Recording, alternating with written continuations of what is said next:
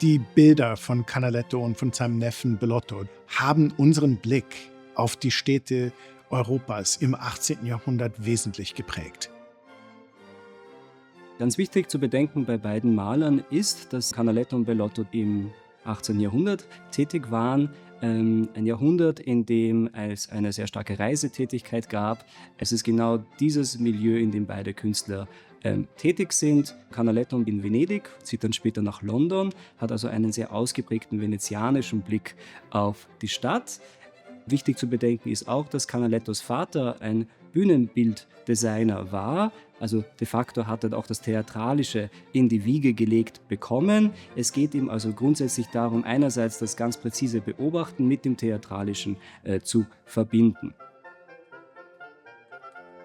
Venedig wird inszeniert als ein Ort des zeremoniellen Bürgerstolzes. Andererseits nimmt er dann diesen venezianischen Blick auch mit nach London und transformiert die englische Hauptstadt in eine Art Venedig. Wir haben eine Ansicht des Lord Mayors, der auf der Themse Richtung Westminster zieht, in seiner Prunkbarke, die erstaunlich dem Bucentoro ähnlich ist. Bellotto wiederum wird tatsächlich Hofkünstler. Das heißt, er hat ein gesichertes Einkommen, malt für den Kurfürstenhof auf Bestellung, en masse, in Serie und inszeniert Dresden damit ein bisschen anders als Zentrum der höfischen Repräsentation. Er muss dann weiterziehen, die Preußen fallen in Dresden ein, er entschließt sich nach Wien zu ziehen und nimmt dieses Höfische mit nach Wien und ist für die Habsburger hier tätig mit Maria Theresia und Franz Stephan von Lothringen und macht die Serie von 13 innerstädtischen Bildern und Schlossansichten.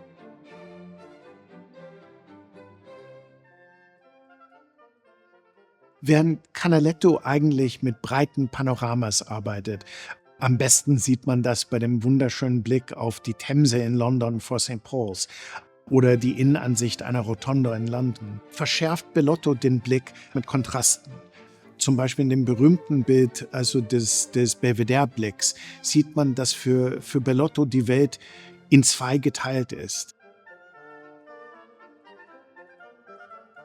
Bellotto wird durch seine Kontraste eigentlich ausgezeichnet, während Canaletto eher eine breite Sicht auf die Stadt ermöglicht.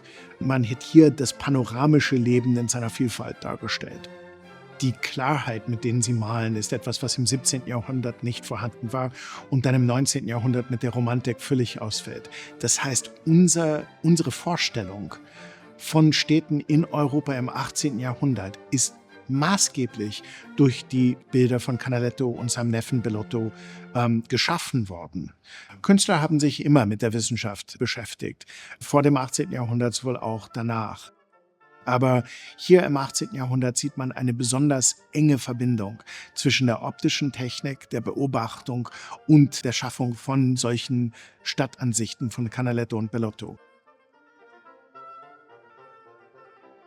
Es geht beiden Künstlern um das präzise Einfangen des urbanen Raumes. Sie verwenden die Camera obscura in verschiedenster Form. Gleichzeitig sind sie aber auch dadurch eingebettet in das Zeitalter der Aufklärung. Und ein Ziel der Ausstellung ist es, diesen Zeitgeist der Aufklärung über den Blick oder durch den Blick von Canaletto und Bellotto den Besucherinnen und Besuchern deutlich zu machen.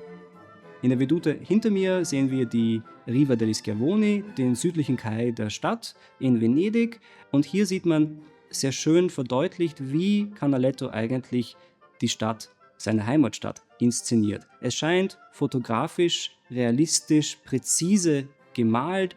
Man kann sich wirklich vertiefen in die Details, vor allem der Architektur.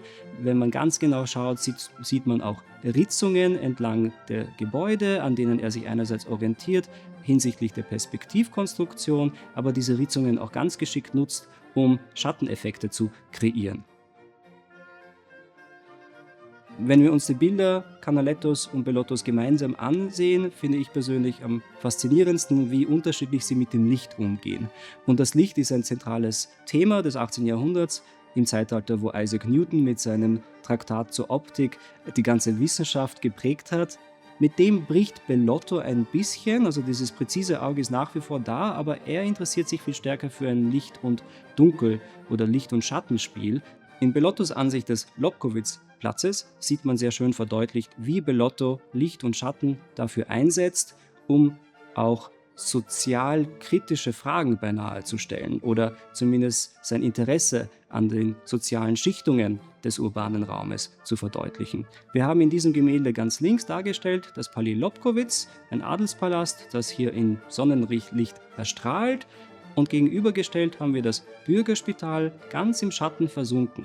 Und in den Schattenzonen des Bürgerspitals finden wir zwei Figurengruppen, einerseits ein Mädchen mit einer Krücke und zwei Herren in Schwarz, von denen einer zu lahmen scheint. Wohlbetont, diese Figuren sind im Schatten. Gegenüber finden wir Adelige, die das Sonnenlicht genießen. Und so scheint gerade diese Komposition ein Kommentar zu sein zur sozialen Hierarchie der Zeit. Wir haben Armut und Reichtum gegenübergestellt und zusammengefasst sozusagen durch das Missionskreuz und St. Stephan dahinter. Das heißt, die religiösen Institutionen rahmen und komplementieren die soziale Ordnung der Zeit.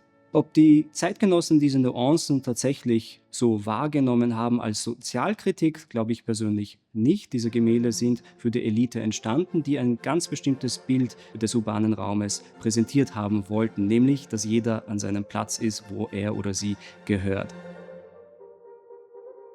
Also diese Bilder zeigen auch in ihrer Genauigkeit die Stadt, wie man sie sehen möchte, aber sie bilden auch eine gewisse soziale Hierarchie ab.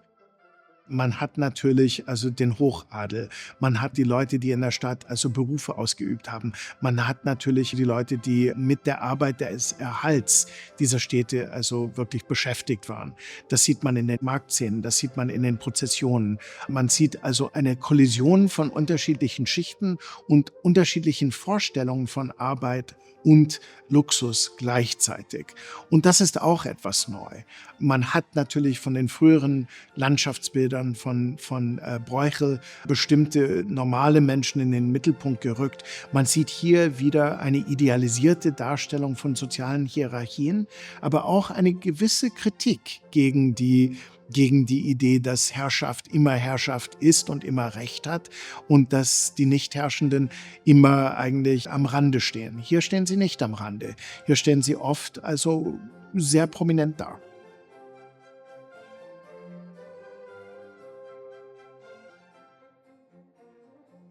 Definitiv laden die Veduten von Canaletto und Bellotto auch dazu ein, zu reflektieren, wie wir heute mit dem urbanen Raum umgehen. Was möchte man sehen, was möchte man nicht sehen, über was wird berichtet, über was wird nicht berichtet. Bedeutet ein Ausblenden automatisch, dass es nicht vorhanden ist? Gerade im Zeitalter von Instagram ist, glaube ich, jedem bewusst, nicht, wie inszeniert eigentlich Fotos heute sind beispielsweise. Und das war schon der Fall im 18. Jahrhundert, wo man sich die Welt vor allem in Veduten zurechtgelegt hat, wie man sie sich gewünscht hat. Was ich mir wünschen würde, ist, dass Menschen diese Ausstellung verlassen könnten mit einem starken Blick, dass die Städte Europas, ob sie Venedig, ob sie London, ob sie Wien, oder ob sie Warschau, ob sie Dresden sind, immer durch eine starke Begegnung von Menschen aus unterschiedlichen Klassen und gesellschaftlichen Schichten gekommen sind und dass aus diesen Begegnungen eine europäische Identität entstanden ist.